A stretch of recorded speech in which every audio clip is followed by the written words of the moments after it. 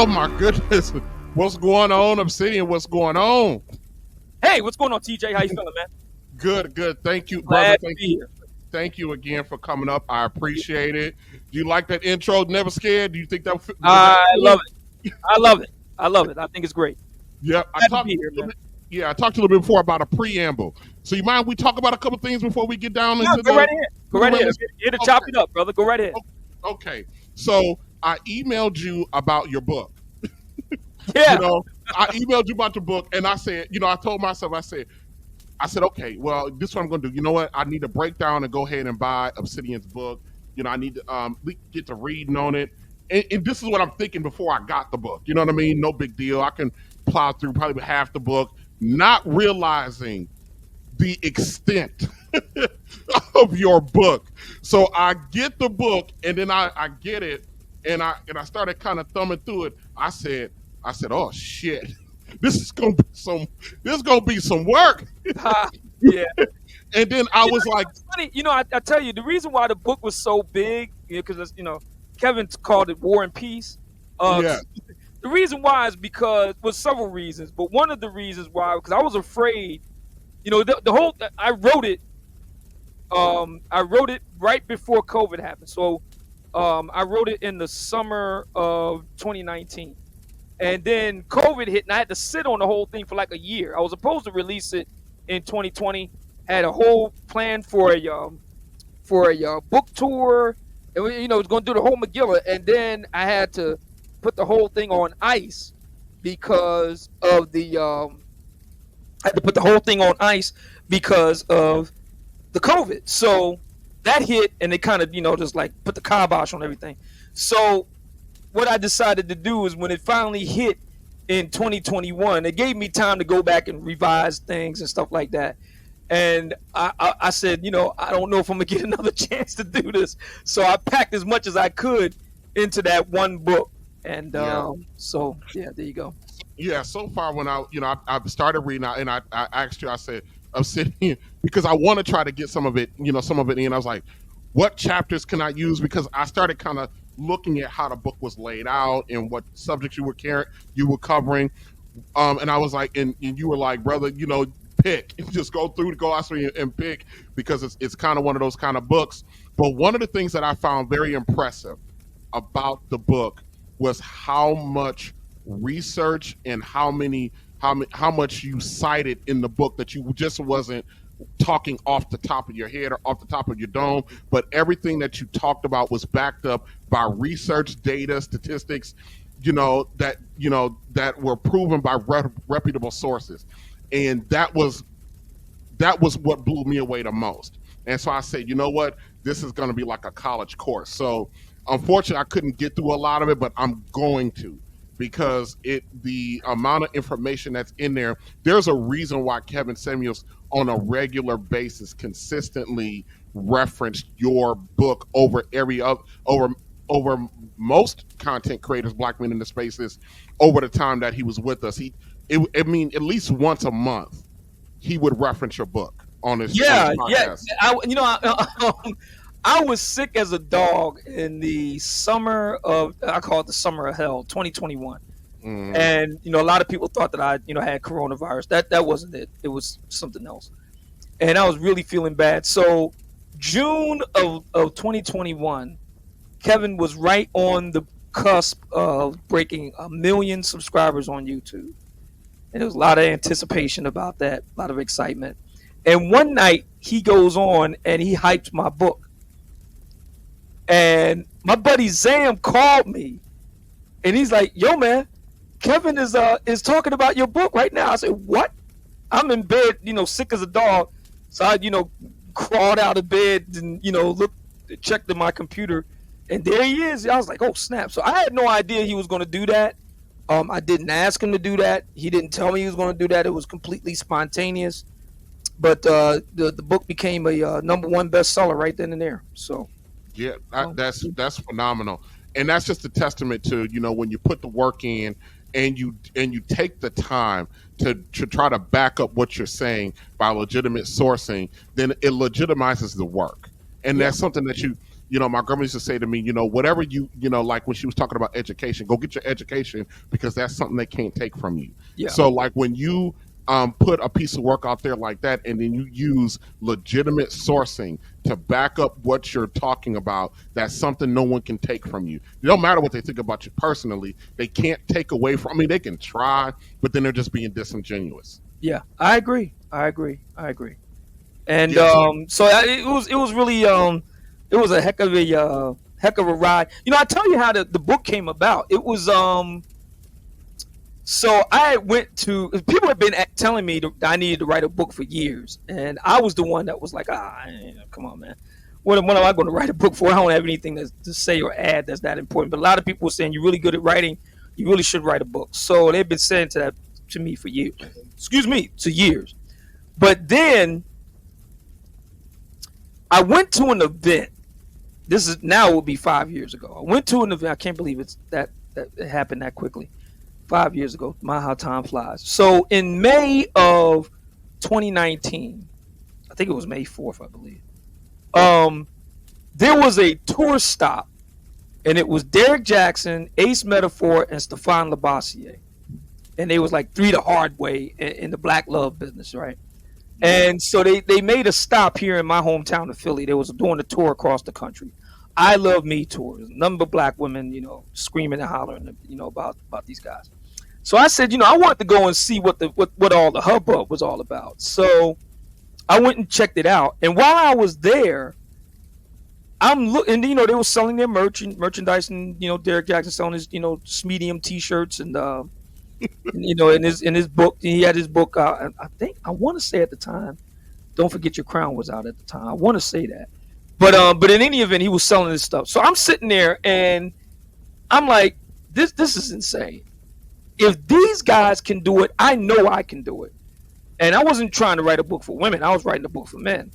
Mm-hmm. And that's what kind of inspired me to do it. So it's all Derek Jackson's fault. So that's how that really got started. Look, let me tell you something. Before I even, I'll tell you how in a little bit how I actually got into the YouTube space or whatever, or how I found some of the people. But before I was even thought YouTube was a thing that you can consume, because I never really cared much about YouTube, because when YouTube first came out, it was kind of like, how to bake a cake stuff, you know what I mean? Yeah. How to paint a fence properly. I didn't know that was whole thing. But so before all of that, I actually knew who Derek Jackson was, because I was on Facebook. I was getting, a lot of women were sharing his stuff on Facebook. And so I started looking at this guy, and I'm like, the hell is he talking? The moment I started hearing him talk, I said, this man is a clown. I mean, the moment, and this is even before I started really understanding, like, the way I thought about how we should be behaving in relationships with each other. Black folk. I really don't know nothing about nobody else, but black folk. Yeah. Before I understood that the way I was thinking was correct, because when you raised by women in a family with nothing but women, and you sitting there thinking like, this is out of order, and you're talking against it. I'm 25 years old, when I was in my 20s, saying, why in the hell would anybody want to go out and hitch themselves to a baby mama? Of course, I'm getting shouted out of every room. But when I heard a Derek Jackson talking like this, I was like, this nigga crazy. And then I said, oh, okay. I said, the fix is in. This dude is out here trying to get a lick. A muscle-bound dude in a car, talking about he married, talking about, how to keep a wife, how to keep a woman. But it was all about how horrible brothers were. Yeah. The dusties they were. And I was like, I can't get with this. But I found YouTube, believe it or not, in the middle of COVID. I was at work, because by trade, I'm a critical care respiratory therapist. So I'm sitting on a closed unit, and I'm looking for something just to, pass by some time. And then I just searched, I don't know. I think it was like, I was trying to figure out, how to get healthy and stuff like that. Yeah. And I put in men's health or men's awareness. And believe it or not, the first person that came up was Donovan Sharp. Oh, wow. Really? Yeah. So I started watching at work Donovan, and he started talking about a lot of the stuff. kind of more, I wouldn't call it extreme, but kind of in a more bold way than I was thinking. And then that actually led me to Coach Greg Adams. And when I saw Coach Greg Adams, I was like, oh shit, like you find your spirit animal. Your coach is great, man. Coach Greg Yeah, Adams. I was like, oh my, I could not believe that there were brothers out here talking about this. And I didn't hear your name actually for a while because I didn't hear your name until Kevin Samuels.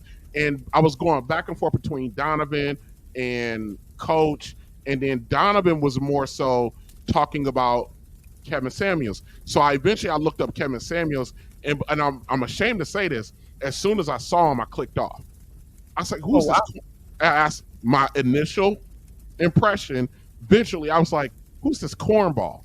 It didn't, and so I just didn't even pay it no mind. But he started coming up in my feed, but I wouldn't watch him. And then I heard Coach Adams talk about him, and I said, and I wish I remember what it was that Coach Greg Adams said. But then I went back and looked at a lot. I went and watched a live stream, and I was like, oh.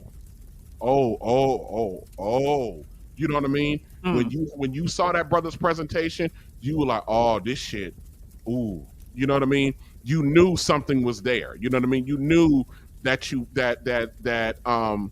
that there was going to be trouble in the market yeah. with Kevin. I knew from the first live stream that brother was going to be a disruptor. Yeah. And I started getting so I started watching Kevin, and through Kevin I started hearing your name, and Yeah. so I didn't really start looking at you.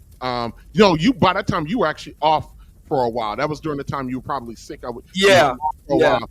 I didn't come back around to you. There was some, if I'm not mistaken, what drove me even closer to starting to watch your content a little bit was Donovan Sharp, because for some reason he started warring with you, and I didn't understand that, didn't care to understand it, but he started Yeah. warring Donovan with. kind of wars with everybody, so I, I I, I don't think I'm kind of, in that regard. yeah, I was like, why in the hell is this and it just kind of confused me a little bit. But then I started checking you out, but I got more into you around the Pearly thing, but we'll get into that later on. Yeah. Yeah. Yeah. The Pearly thing. But I wanted to also get your take on the WNBA. Well, I mean, it's interesting you mentioned Pearl, and now we're talking about Kate and Clark. So that's really what Yes, we're talking about yes. You like how I here. did that? So, I mean, look, the WNBA has, from its inception, right? So you look the late 1990s, it's never been profitable. And the goal of professional sports is it's a business, is to make money. That's the goal. The goal is to have, a good product, exciting games, compelling players, popular players. You want people that's going to buy tickets, people that are going to buy merchandise. That's what you need, and that's not just true for the WNBA. That's true for any professional sport. It's a business. So the WNBA has a problem, and that problem is a very similar problem that the NBA had about 20 some years ago, around the time of the circa 2000. So now you're looking at the period of Allen Iverson, right? Right. And he kind of represented, he wasn't the only one, but he was kind of like representative of the thug image. So you have, the straight back cornrows, and you got all these tats, and the kind of hip hop aesthetic with the baggy clothes and all the rest of it. And that created a problem for the NBA in the early 2000s to such an extent. I don't know if people remember this. They reinstituted a dress code Yes. for male ballers at the time, because it was starting to hurt their bottom line. People go to the games. Many of them bring their children to the games. And lots of people buy the skybox seats and the on the floor, seats, the Jack Nicholson, Spike Lee type seats right on the floor. I mean, that's a lot of money. And then there's the merchandise involved, the sneakers and the jerseys and so on and whatnot. It was starting to hurt the business. And so the NBA commissioner is like, look, man, Y'all guys got to stop with this, all these tats and all that. It's hurting the business. You got to wear a suit. You got to go back to the days of Michael Jordan and the heydays of the '90s and start suiting up. And that caused a big, stir. Of course, Allen Iverson and whatnot. They didn't want to do that, but it was understandable because it was hurting the business. The WNBA is in a similar situation right now. And what I'm about to say, I heard you earlier said that you got some demonetization problems. So maybe you could just edit this out and do it on a replay. But the truth just has to be told. Look, Yes. the reason why the WNBA is not profitable is because, and I'm just going to go ahead and say this, people don't want to pay to watch essentially Allen Iverson knockoffs. They don't want to pay to watch that. You got a lot of these ladies. I'm trying to be diplomatic about this. You got a lot of these ladies in the NBA that look thuggish and act thuggish, and then on top of that, they're not playing the kind of game that you would expect in the NBA for good reason, because they can't. I mean, they're women, so there's really no draw, and so they're not making money. As a matter of fact, I was watching Jason Whitlock, and he made a point that the WNBA is on pace to lose $50 million this year. 50 million. 50 million. That's how much they're going to lose. Is 50 million. With what I think is 10, 12 teams. I mean, they don't have a really big league. And they're losing money. And people don't want to watch that. They don't want to watch. They don't want to watch the Britney Griner. I hate to say that, but it's just the truth. They don't want to watch that. Now here's the deal with Caitlin. Caitlin Clark, hugely popular. I believe Iowa. She played for Iowa. Put them really on the map in terms of women's basketball. She's from the Midwest. She's from flyover country. She's basically basically the Iowa version of a Hoosier. Mm-hmm. She's from all shucks, Clark Kent, Smallville, Americana. And she's white, and she's wholesome. And look, man, the reality is, and I know a lot of black people may not want to hear this, but the reality is a lot of white people can relate to that. And a lot of white people like that. And they want to see their daughter be, even if they don't have basketball gifts, but kind of carry themselves in that way. So in a very real sense, she's kind of something of a role model, very popular. She's actually generated interest in the game, in the women's basketball, professional basketball game. She's good for business. The idea of sitting her down and not bringing her on the Olympic team was boneheaded. The dream team was all A-listers. These guys weren't just good basketball players. They were like, cultural icons, and that's why they were called the dream team. Mm-hmm. It's business suicide to sit her down in an Olympic game, because the Olympics is about business too.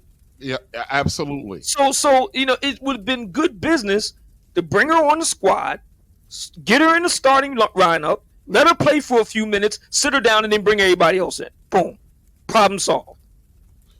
But to sit her down, and then the way that she's being treated now by the WNBA it's business suicide. I'm not trying to be an asshole, Obsidian, but maybe I am. They are representing why we say that women shouldn't run anything, because they're cutting off their nose despite their face. I call it the left eye Lisa Lopez syndrome. They rather watch the motherfucker burn than to concede anything. Yeah. And I can't understand. Well, yes, I can. The mitigated gall of most of these ladies in the WNBA to come out there and bitch about the fact that men are not supporting their brand, when the fact of the matter is men are supporting their brand. Men are paying for the league. They're paying. There you go. So I don't understand how in the world they can sit up there and talk about men don't support their brand when men are actually fronting the little paychecks that they're getting. They're pissed off. And here's the thing. Every time somebody try to come in and give them advice on how to make their league better, make it more watchable, they just scoffed at it. Yeah. Every How dare you? How dare you? And Caitlyn is a good player too. On top of that, I mean, it's not Yes. just a popularity factor. She's Yes. I've heard her referred to as kind of like a female, the closest thing a woman can get to Steph Curry. That's that sort of thing. She has like a Steph Curry style of play. Right. Which is well suited for a female. Because you don't have to rely on trying to jam and all the rest of it, which the vast majority of women can't do. No way. So I mean, a rising tide lifts all boats. And she's good for the league. She's good for business. And it's the same thing that I would say to the Black Manosphere's rejects, as I like to call them, this disgruntled, angry, bitter contingent of brothers that's kind of like sitting on the periphery of the Black Manosphere, and they spend all their time talking about it. And we're not a part of it, but every time they fire up a live stream, they're talking about it. They didn't like the idea of Black women coming into the space. So I know you want to talk about Pearl. So here's the thing. Before Pearl came along, there was a number of Black women in and around the space. And I was their biggest cheerleader because my thing was, fellas, they're good for the space. Here's how. One, they're proof that the Black Manosphere ain't broke dusties. Because these women are making good money. That would be one of the big gripes that a lot of these haters, the Black Manosphere's rejects would have. These women getting all the money and we're not. And they basically what they're saying is, I'm not making money because these women are here. No, you're not making money because you're not good. That's the reason why you're not making money. You're not making money because it's not because women are somehow taking the money away from you. No, you're not making money because you're not good. And you're not willing to do what it takes to get good. It's one thing to not be good. That's one thing.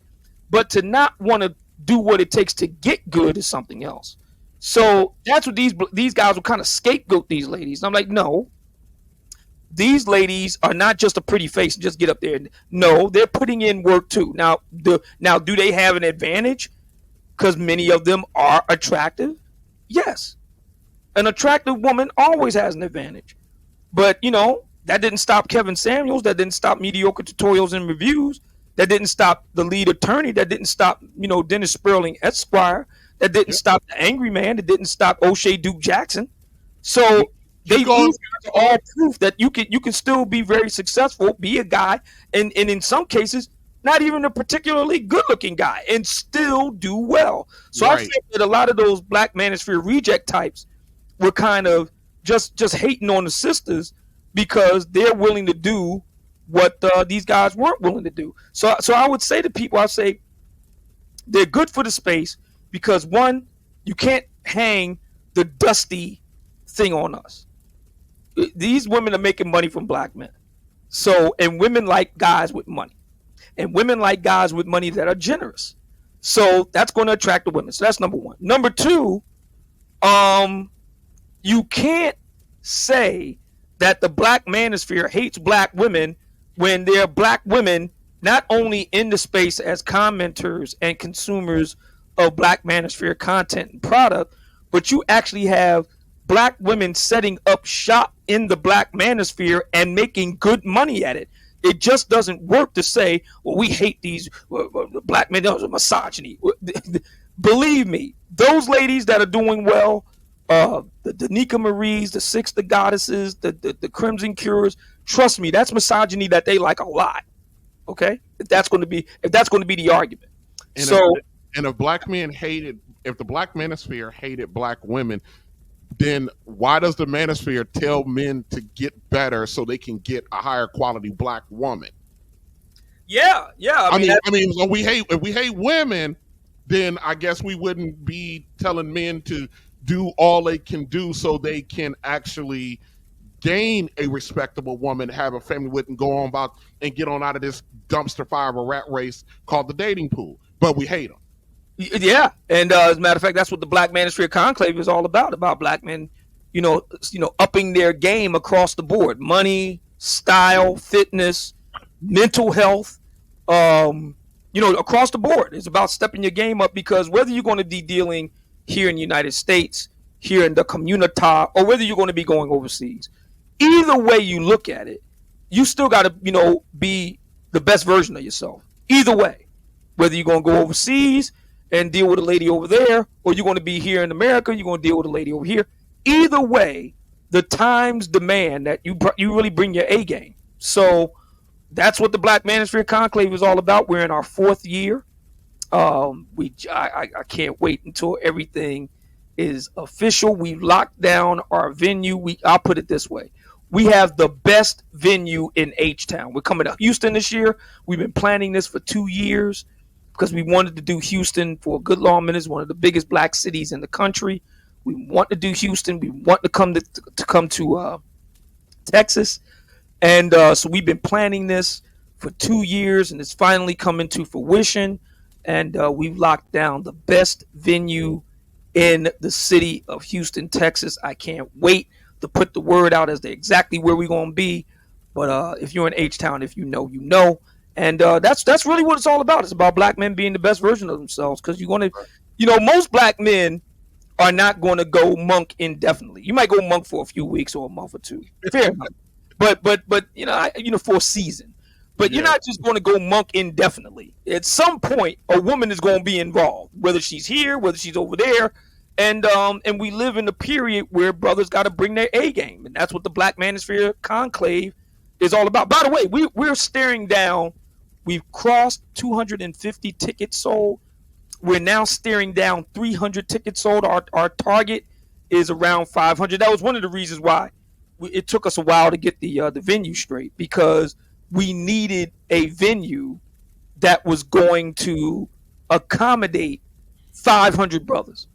So this is our biggest conclave yet. I'm jacked. I can't believe I'm excited. Like I don't. And I'm coming to my first conclave this year. So, you want to be at the conclave? Yeah, absolutely. Oh wow, yeah, this is gonna be great. I wanted to come to the one in Atlanta last year, but then my daughter, life got in the way. So, but I'm coming this year to the conclave, especially because I've never been to Houston. So it's time for me to rock out in Houston and get involved and stuff like that. So I will absolutely be there. Can I share something with the brothers? Speaking of the conclave, can I share something with the brothers? Yeah. They might not have seen this. This is what we did. Speaking of Atlanta, this is what we did last year at the conclave.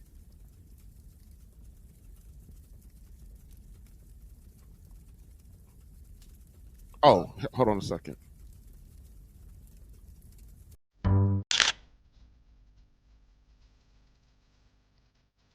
All right, well, welcome to the Black Manosphere 2023. I am Jason Brown, one of the coordinators. And as you can see, we have the men here.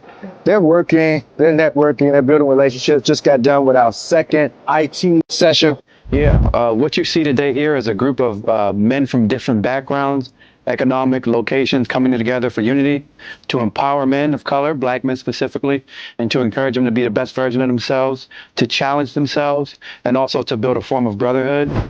Me personally, as one of the speakers, it was a privilege to talk to men about how to dress appropriately. Now that they've taken the steps to improve themselves, they also have to present themselves, because we know our ethnic image is extremely important. We want to catch you next year, 2024 Houston Black Manosphere event. Definitely come out. We're sold out, kids. Standing room only, virtual. We still have a lot of guys in the virtual. I love the excellence of these black men. I love the unity. I love the fraternizing that's happening, the building relationships and networking. So come on out and see us next year. Black Manosphere Conclave 2024, Houston, Texas. Peace.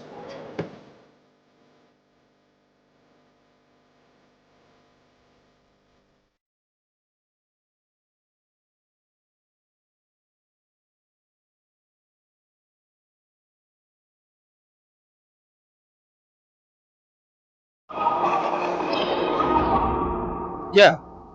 I recognize a lot of those brothers.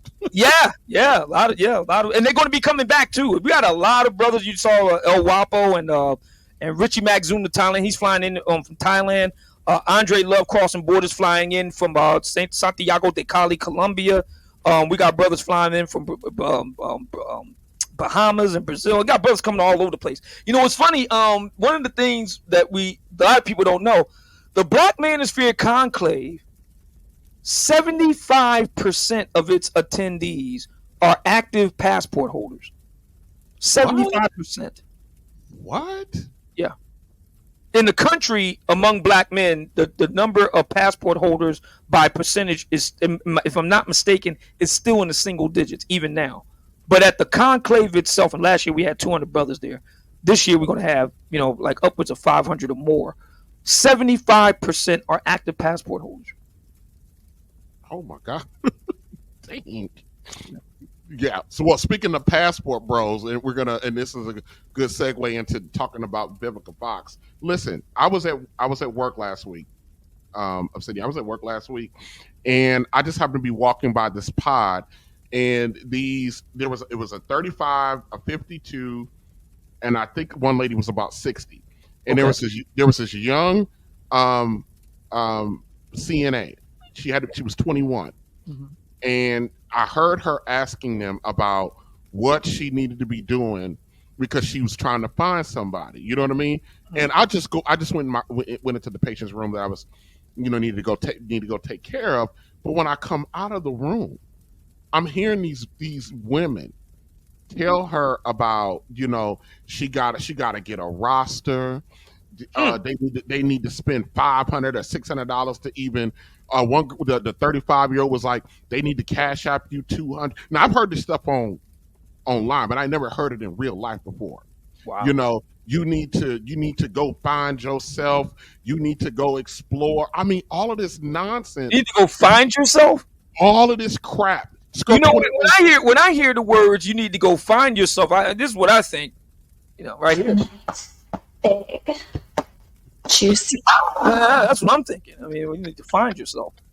Right. And that's what that means. And I go, oh God, I said, why do God always put me in these damn situations? And I stopped and I looked at the 21-year-old. I said to her, ask these three women. I said, she's 35, 52, and thinking, I said, ask them where their husband's at. Hmm. I said, if they telling you gay, I said, I know what you think. To the young lady, I know that crap sounds good to you. I said, but ask them where are their long-term men or where are their husbands at. I said, every last one of them should have husbands now, including the 35-year-old. Do you want to be 35 without a man? Yeah. I said, It's not pretty, for ladies that are, above 35 and manless. mhm. It is not pretty. It's not pretty. It's one thing if you're, you're young and an attractive lady, and I'm very forgiving of as I call them, young chippies. I'm very forgiving of them. We all been young and did something dumb and stupid. I get that. Fair enough. But you get to be Vivica's age, talking about now I'm ready for you. No, that's not a good look. It's done. I told the young lady, I said, they're not telling you the truth because they're low key jealous that you can get their man, but they can't get yours. Yeah. It's and it's kind of sad. Kevin did touch on this too. There is a lot of competition between and among older and younger black women, and it's pretty fierce. And we can get into the reasons why, but the bottom line is that you got a lot of older black women that kind of try to do everything they can to sabotage, younger black women. So And the younger black women think that these ladies got their best interest because they're a little naive to the game because they think why would they not want to see me succeed?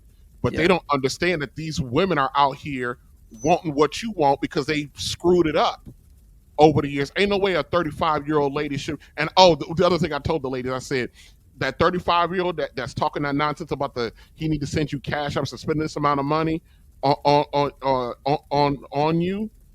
I said, if she was that type of chick, she wouldn't be in here working like you. yeah. So yeah, this is where we are. I mean, we do have the Vivica A. I understood the reason why a lot of brothers was like all over the Vivica A. Fox piece. I understood it because we all know of Vivica.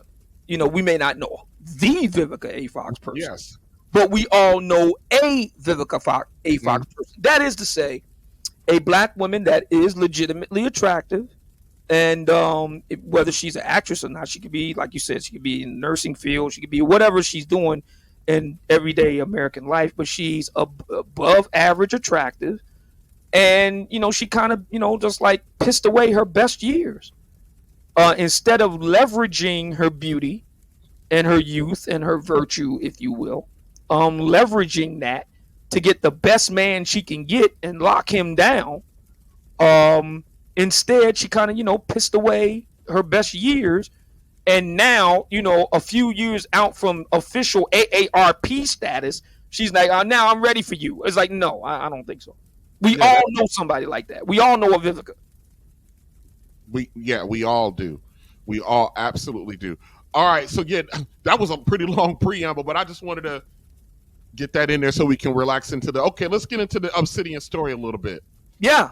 because I don't know a lot about your background. Share what you want or what you're comfortable with, but let's before Obsidian became Obsidian, growing up, who was Obsidian growing up? What was your experiences growing up? Like where? Like you said you're from Philadelphia. I am Did you, Philadelphia, born and raised, as Will Smith would say, fellow homeboy. Kevin Hart's from Philly too, so there's a number of brothers from Philly, Philadelphia 215 stand up. Yeah, born and raised in Philly. I was born at St. Luke's Hospital in North Philly, and that's my ancestral home. That's where my grandparents are from. My mom and dad got married in my great grandmother's row home in North Philly, and I grew up in a section of Philadelphia called Germantown. I no longer live there, but that's where I grew up. And it's technically a suburb. So we lived a suburban middle class life. My father was a longshoreman. Then he became a contractor. Had his own contracting business. My mom was a lifelong nurse. She met my dad when like she a like was a a for nurse. real nurse, not like Oh these yeah. ladies, not like these ladies who call themselves a nurse, but they actually like a CNA. No. She was the real thing. She She's was a not a real candy striper. She's not a CNA. No, she was the real thing. And thing. yeah. And matter of fact, she even got to a point where she ran her own private duty nursing business, and she had a lot of girls underneath it that was just coming into the field, and that's how they got their experience, their hands-on experience in caring for the elderly and the infirm and whatnot out in the far-flung, Montgomery County and Bucks County and stuff like that. She did Delaware County. She did very well in that business. My dad, like I said, he was a contractor. He had a team of about 5 or 6 journeymen, all black men, journeymen, tradesmen, skilled tradesmen, mason, electrician, wall, drywall, carpet guy, tile setter, carpenter. He had an all black team, and they did very well. My mom and my dad. My dad was 35, and my mom was 19, and he saw her. Whoa, Yeah, whoa. yeah. Oh, He saw her in age a gap cute. there. And back then they had to do. See, today they don't have the cute nurse outfits. Back then they had the cute nurse outfits.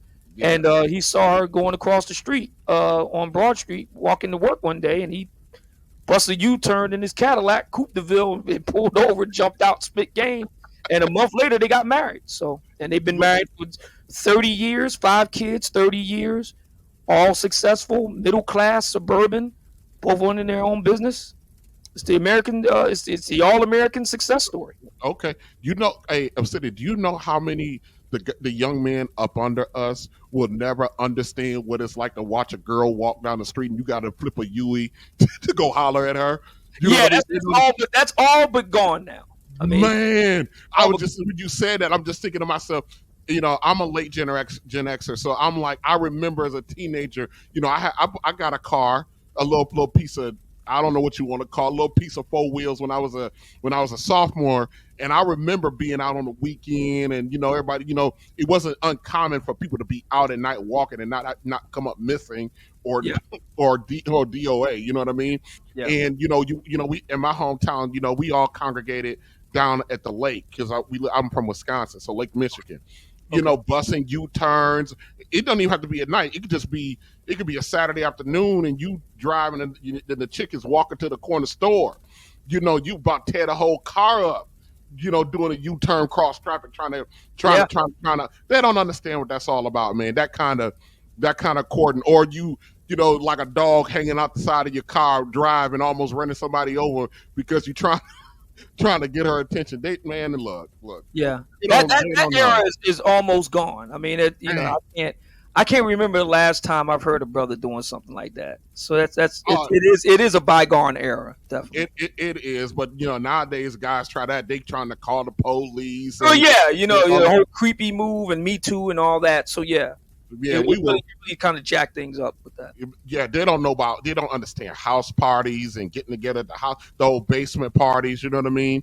Yeah. They don't understand none of that. Yeah, absolutely. So you said you grew up all Americana, 2-parent household. So you're not the stereotype, huh? No, no. I had my father was a very powerful force in my life, and as a matter of fact, I credit him for a lot of the success in the man that I am today. Him and my grandfather, my dad and my granddad, both Marines. My dad ran away from home, uh, so to speak, to join the Marine Corps and go to Korea.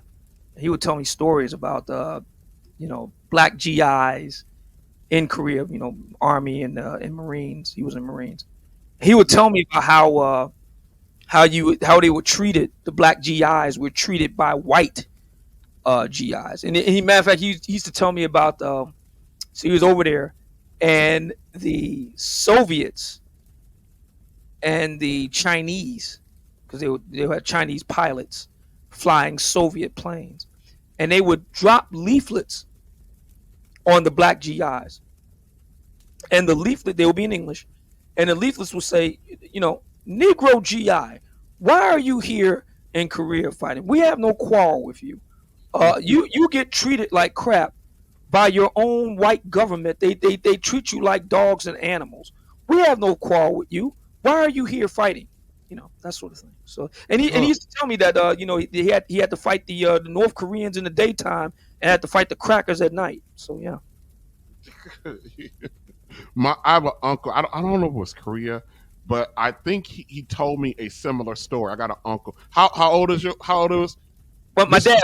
dad was born in 35. Yeah, So 35. So yeah, yes, it would he be. was barely 16. He lied. He ran away and lied about his age. Oh He wow, was he was barely barely 16. Korean 16. War. Yeah, when he jumped when he went to the Korean War, he lied about his age. So yeah, well, they were telling the truth. They're telling the truth. We don't got no quarrels with you. What why are you over there fighting us for them? When you get home, you're gonna be treated like you're gonna be dog walked when you get home. You Yeah. just they don't even tell the stories about what happened to the black soldiers that once they returned from war. The fact that they would get jumped and beat up and sometimes killed for even wearing the damn uniform. Oh, my dad told me stories about that. He was originally from Savannah, Georgia. So, when he got back home from Korea, uh, he didn't finish schooling in Savannah. He dropped out very early, maybe sixth grade or something like that, to help the family. And then he ran away and joined the Marine Corps. So when he got back home, he had gotten his GED in the Marine Corps. You could do that back then. Can't do that today. But back then, you could go and get while as the old folks would say, while you're in the service, you can get your education, get your GED. So he got his GED, came back home, and went to school on the GI Bill, and he went to Votech school. But the thing was that they would take all the white GIs first, and they would get all the choice spots in the schools. And it didn't matter if you was going to college, Votech school, whatever it was. The white GIs was getting it first, and then they would give whatever was left over to the black GIs. And my dad told me about that too. I mean, the black men of his generation, and my grandfather was a Marine Corps drill sergeant in World War II. He told me about sleeping in segregated barracks, eating in segregated barracks, and he's training black men to give their lives overseas, and they got to eat, basically behind the outhouse and that sort of stuff. Um, yeah, it's understandable why black men from that era, Vietnam was another one. Mhm. I'm from Philly, and the old um, Thomas Edison High School. If you look it up, the old Thomas Edison High School had one of the largest death casualty rates of high school graduates. They were black going to Vietnam. Had one of the highest. You could look it up. It's understandable why black men of that period, World War II, Korea, Vietnam, they really felt some kind of way, man, about things, and it's understandable. Reverend Jeremiah A. Wright, another Marine, who was Barack Obama's He was a pastor. spiritual advisor. He went to my same high school, Germantown High School. He's an alum of Germantown High School. Go Bears! And we all heard what he had to say. Well, I understood exactly why he felt that way because my dad, he had some hard feelings about it, and my granddad had some hard feelings about it, and I knew brothers that would served in Vietnam. They had some hard feelings about them brothers.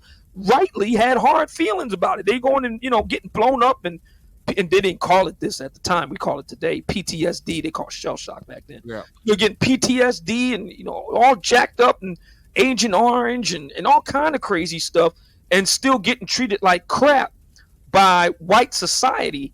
Yeah, you're gonna feel some kind of way about that. My father was no exception. That was one of the things. Two things really drove my dad to be successful. One was him getting a hot wife at 19. Mm-hmm. Right? So that was a big, because he wanted to put as many babies in her as possible. They ended up having 5. So yeah, you know what I mean? So he didn't give her no break, did he?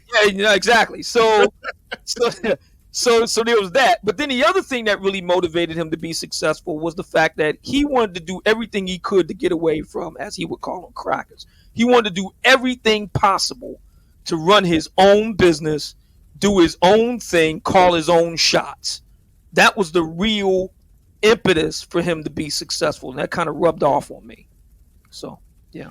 Let me ask you a question, because I'm sitting here kind of thinking, I'm listening to you, talk about your father, and I am no exception, but the volume of black men who can't tell a story like that. I didn't meet my father till I was 30. Wow. I'm 46 now. Do the math. So I've only known this man 16 years of all my adult life. So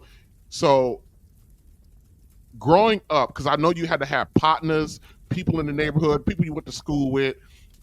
I know you're around guys growing up who did not have what you have in the home. What did you think about that when you were experiencing those brothers growing up?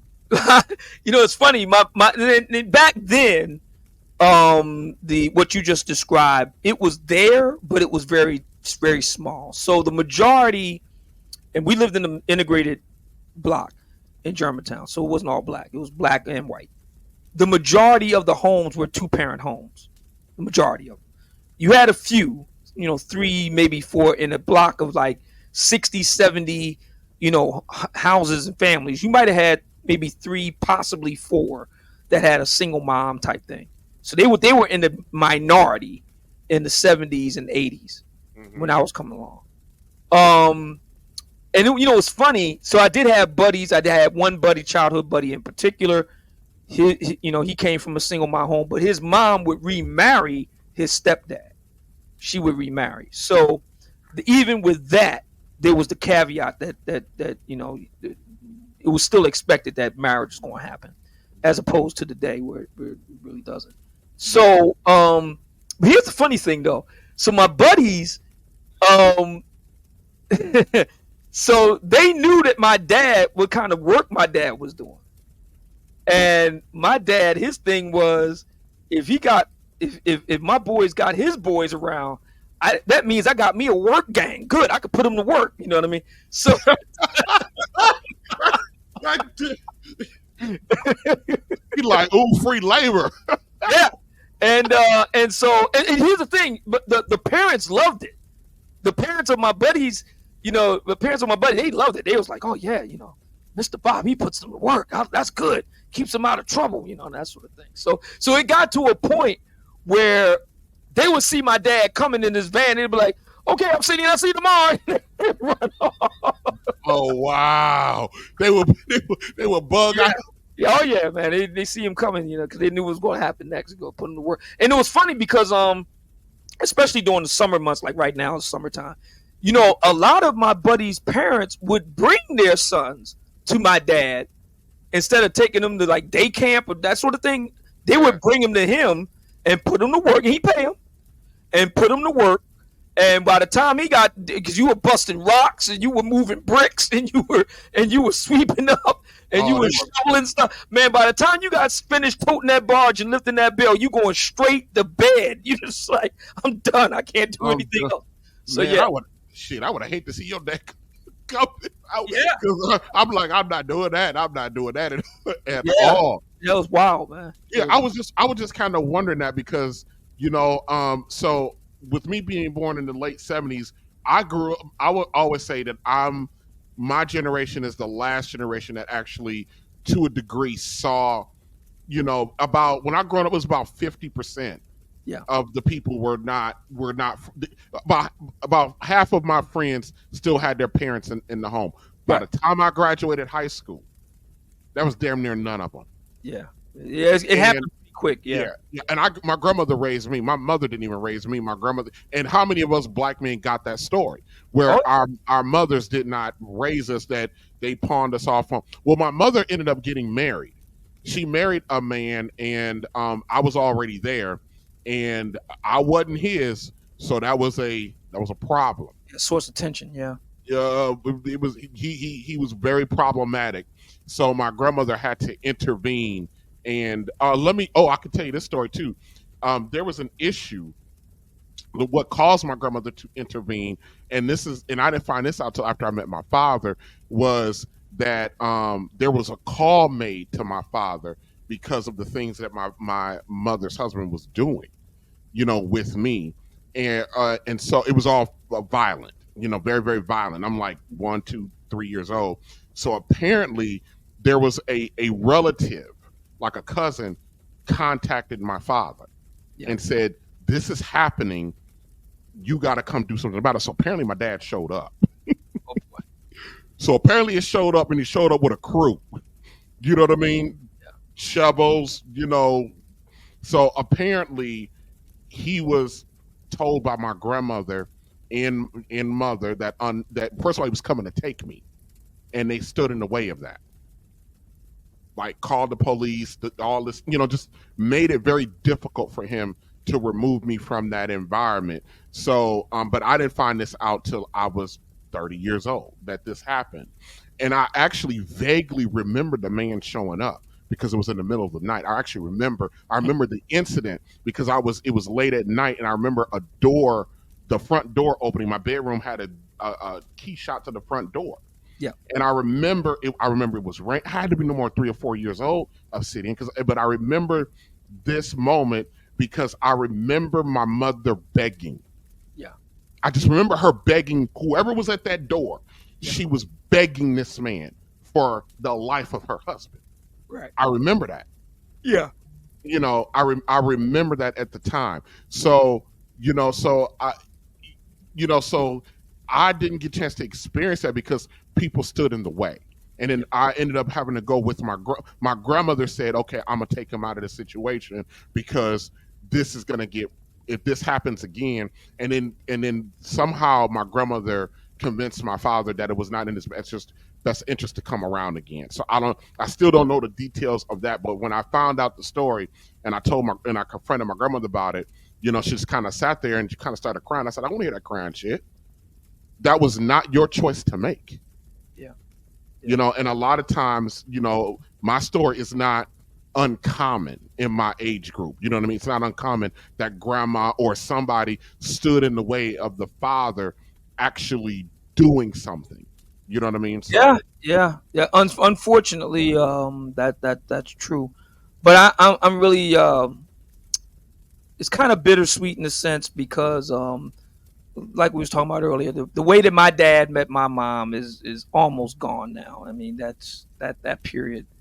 yeah, and Pretty much. imagine a 35-year-old trying to date a 19-year-old now. How he would try to how Well, they would yeah, that would be scandalous now. But back then, it yeah, wasn't a big deal. It was no big deal. It's what happened. It was no big deal. They'll try to hang him. They'll try to call him a pedo and all this, even though that's an adult woman. oh They'll be yeah. trying to call him a I mean, pedo and all this. my mom was living with, she was buddying up with her girlfriend, and they both were nurses, both worked at the hospital. They had their own apartment together. She was living on her own. She was working on her own.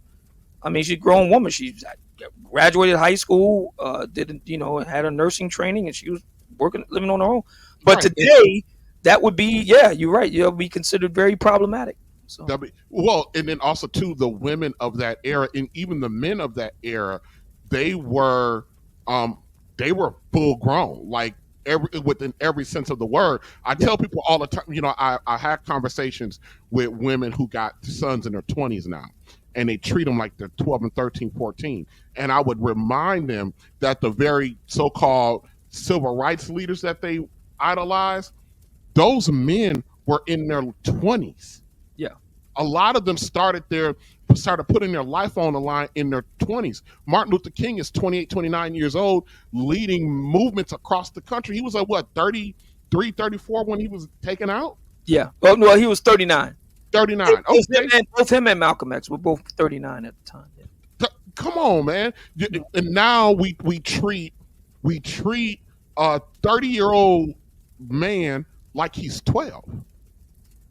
Yeah. It's very and, interesting.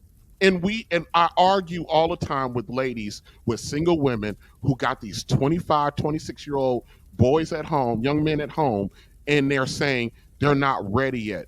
Then I would tell them, then you failed. Yeah, it's interesting you say that because I was out of the house at 18, man. Come on, man. I couldn't wait. I was out of the house. I graduated in June and was literally grandfathered into my very first union job a month later, and I never looked back. You worked in the union. Oh yeah. What did you do? What union? My very first job coming out of high school was working for an industrial roofing company, and that was my very first union shop job. And my grandfather worked there, and he literally grandfathered me. I was literally grandfathered in, and then I would go from there to other work, and I would end up spending 22 years in an industrial environment as a industrial light systems mechanic and machine operator, machinist, and stuff like that. So yeah, I was well on my way. I couldn't wait, man. I had to get my own little bachelor pad and have my cars and my motorbikes and stuff like that. Man, it was great. Hey, I had a ball. I would tell women, I said, listen, yeah, I know you want your son to be men, but they can never become a man in your house.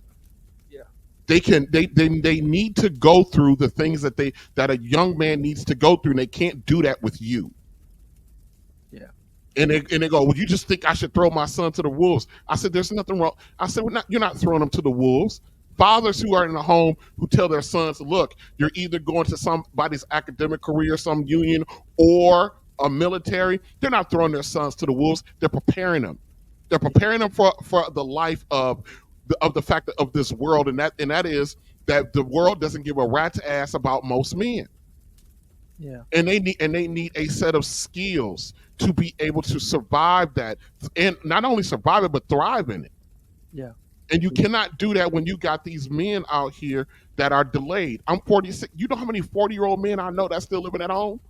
Yeah, I mean it's wild. That's the one thing that I really can't relate to with regard to younger brothers today. I just cannot conceive of living at home, even with my dad living at home at 25. My dad used to call me boy until I was like in my 20s. My dad started actually referring to me by name. I think I was like 22 or something like that. But up until then, my name was boy, and so I couldn't. What do you think changed that? I think what changed it is me demonstrating that I could live as a man. Go to work every day, be responsible, go to work every day, show up, do what I was supposed to do, and maintain myself, maintain a roof over my head, feed myself, clothe myself, to a standard that my dad expected. And that's when he changed. And I tell you something else that really changed too. When I brought home a young lady that here we go.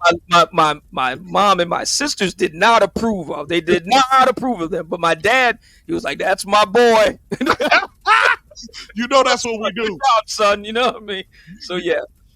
Well, mom and sis, they sense things a little differently. You know what I mean? But dad is like, yeah, go ahead, go ahead and enjoy yourself, boy. Yeah. That's what he want. That's what he want to say, because dad understands what you got to go through. Yeah, that was wild.